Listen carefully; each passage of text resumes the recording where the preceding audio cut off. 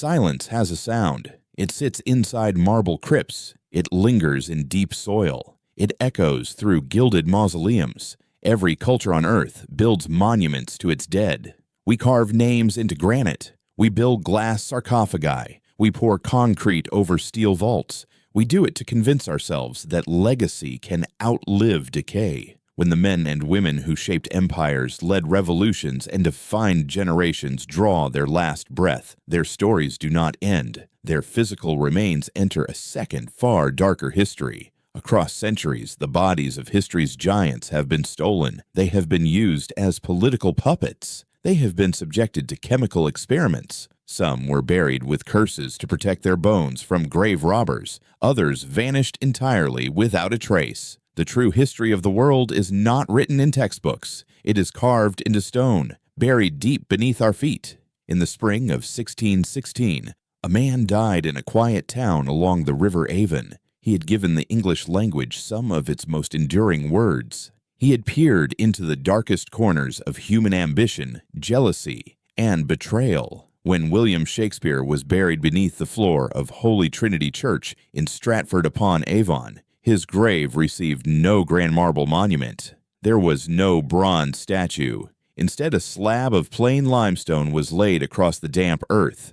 Chiseled into that stone was a warning, 4 lines of verse, written to terrify anyone who dared touch his rest. The inscription promised a curse upon the person who dared move his bones. For 400 years, parish leaders obeyed that stone. Scholars assume the warning was merely a dramatic flourish from a dying playwright. Then came the spring of 2016. Archaeologists brought non-invasive ground-penetrating radar into the church sanctuary. They scanned the earth beneath the ledger stone without touching a single grain of dirt. The digital signals sent back an unsettling picture. There was no metal hardware, no heavy wooden coffin. Shakespeare had been wrapped in a simple cloth shroud and laid directly into the dirt. The radar scan revealed something far more disturbing. At the head of the grave, where the writer's skull should have rested, the earth was disturbed and hollow. The skull was gone.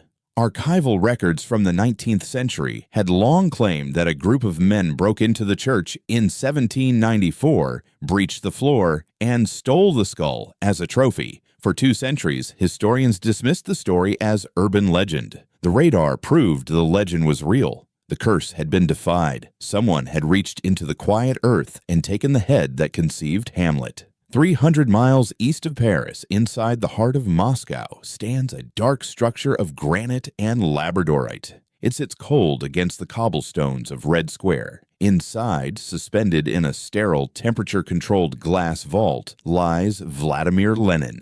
The architect of the 1924 Bolshevik Revolution never wanted this monument. Before his death, he asked to be buried in the soil of St. Petersburg beside his mother. His wishes were ignored. The Soviet regime understood that a dead revolutionary could be transformed into something far more useful than a living leader, an immortal symbol. To keep that symbol alive, scientists formed a clandestine unit known as the Lenin Lab. They removed his internal organs. They replaced his bodily fluids with a precise cocktail of glycerol, potassium acetate, hydrogen peroxide, and distilled water. Every week, a team of biological specialists inspects his skin under extreme magnification. Every 18 months, the mausoleum doors lock shut. The body is submerged in chemical vats to prevent biological decay. His skin remains supple. His features appear frozen in time. The man who tried to dismantle religious idolatry was converted into a secular relic. He remains trapped inside a glass vault, bathed in artificial light, serving an empire that collapsed decades ago. When Napoleon Bonaparte died in May 1821, he was not surrounded by his grand army. He was trapped on St. Helena, a desolate volcanic island in the middle of the South Atlantic Ocean. British guards buried him in a secluded valley under 2 willow trees.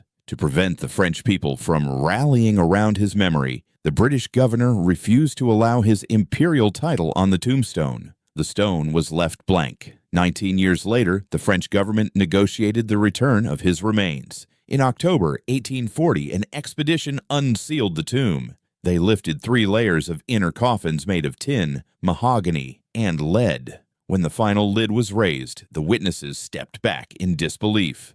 Napoleon's body was not a skeleton. His face was pristine. His uniform was intact. His skin appeared almost identical to the day he died nearly 2 decades earlier. Rumors spread through Europe. Some claimed the soil of St. Helena possessed mystical preserving qualities.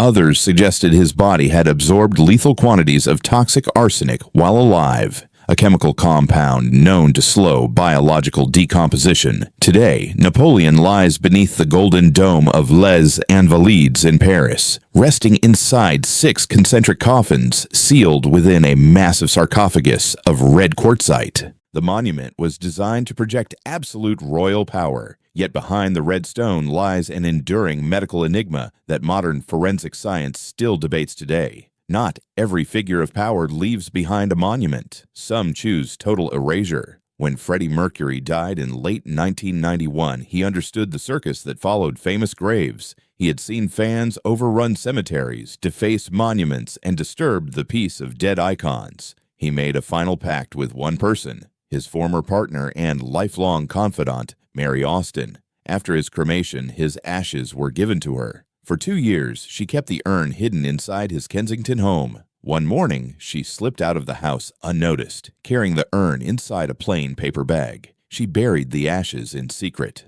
More than 30 years later, despite endless investigations by journalists and fans, the exact location remains unknown. No marker exists. No inscription marks the spot. Mercury achieved what emperors and kings failed to secure: total privacy in death. We build tombs because we are terrified of being forgotten. We stack stone, cast bronze, and seal bodies in glass because we want to believe that human greatness can defy time. The graves of history teach a brutal lesson. Granite cracks, curses are ignored, sealed coffins are breached, secrets hidden inside the earth eventually surface under the cold light of modern technology.